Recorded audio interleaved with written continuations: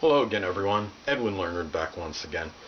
In this YouTube astrological segment, I'm going to be dissertating and talking about having an empty 10th house in a natal horoscope.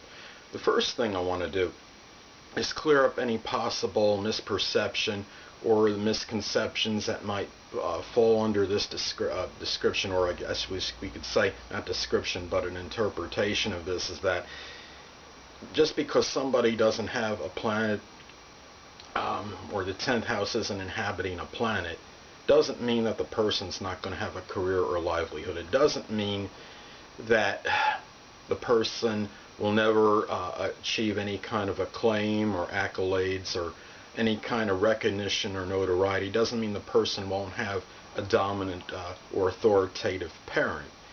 Or public image. The thing is, when someone doesn't have a planet in the 10th house, this often means, I believe, that this area or sector of life is not accentuated or emphasized, and that is important to remember. And really, it's what it is there's also no planets that are flavoring this house.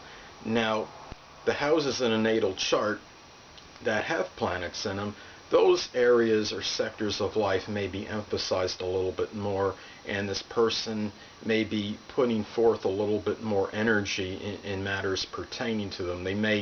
These matters may take precedence over things that are governing the 10th house. Now, the thing to look at is, if you have an empty 10th house in your natal chart, look at the sign that is on the cusp of it first. And let's say on a 10th house cusp, someone was to have Virgo on it. Well, the person may be seen by others, as far as the public image goes, to some degree, might be seen as analytical, but at the same time may come across sometimes as judgmental, or maybe a little bit critical, and could be somebody that is very meticulous about how they carry themselves as far as their appearance. And if the person has Virgo on the cusp of the 10th house, they may do well in a Virgo profession, I should say. Perhaps something that's connected with analytical ability and attention to detail, maybe like a statistician, a systems analyst, data entry, data analyst, those kind of professions. Now, let's say that if somebody were to have, say, Aquarius on the cusp of the 10th house, this person may flourish in a career such as an esoteric subject like astrology, may do well in a computer or electronic vocation, something connected with innovation, making new products, that kind of thing. And the person may come across, as far as their public image, to some degree, may be kind of like the maverick, or may seem a little eccentric or different to others, when maybe seen as somewhat unorthodox or unconventional.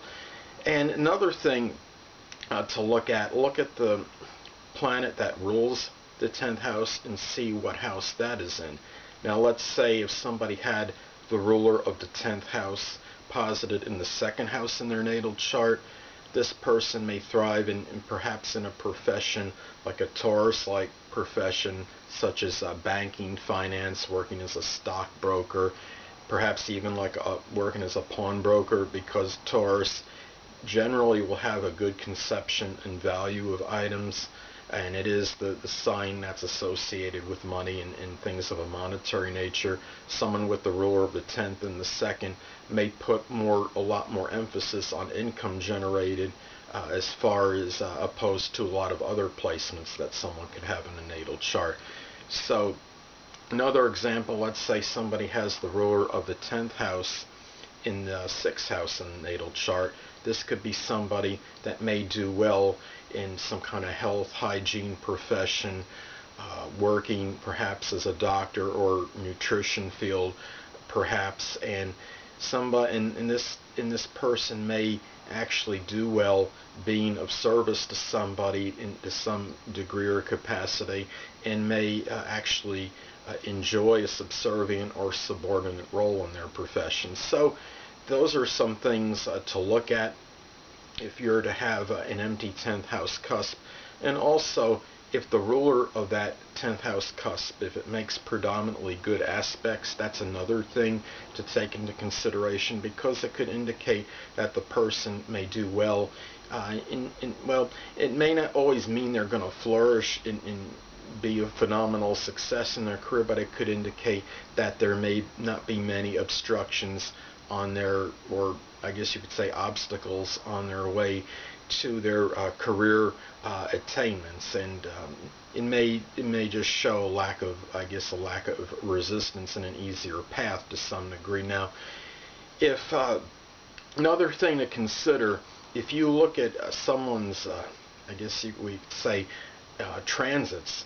Now, if somebody has a planet transiting the 10th house in their natal chart, or one or more, this could often indicate more activity in connection with one's career or livelihood.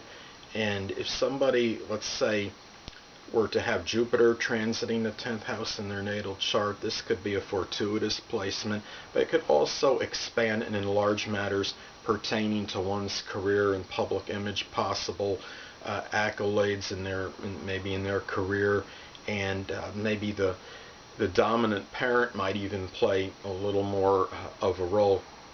Now, Saturn, for another example, if Saturn was traversing the 10th house in a natal chart, this could indicate perhaps there might be some more responsibilities in association with one's career that one has to deal with. It could also put some kind of negative side. It could put some restrictions and limitations on things that are associated with one's career and livelihood. So these are things to consider. Also, look at the progressed chart, and if your progressed chart has at least one planet in the 10th house, that could be indicative of more activity in conjunction with 10th house matters. So those are some things to look at if you do have an empty 10th house in your natal chart. And have to remember that if your Saturn is well aspected, or I should say receives predominantly good aspects, that's something to look at as well, because the 10th house is the career, but it corresponds with Capricorn, and Saturn is the ruling planet of Capricorn. So those are some things to look at. Saturn is not always bad every way, because I believe Saturn also is associated, being the fact it's associated with Capricorn, it can be associated with ambitions as well. So anyway, people, that'll conclude this YouTube astrological segment for having an empty 10th house in a natal chart. And stay tuned next time, where I'll be dissertating and talking about having an empty 11th house in a natal horoscope. Two things I want to get with you on before I head out. Firstly, the stars may impel but do not compel. And secondly, never isolate any single astrological element, aspect, planetary placement, position, configuration, influence, or what have you, and make an analysis of a person, astrologically speaking, based on this alone, because a person astrologically is the sum of all their components in their natal chart, and not just one. Until next time, people, stay well.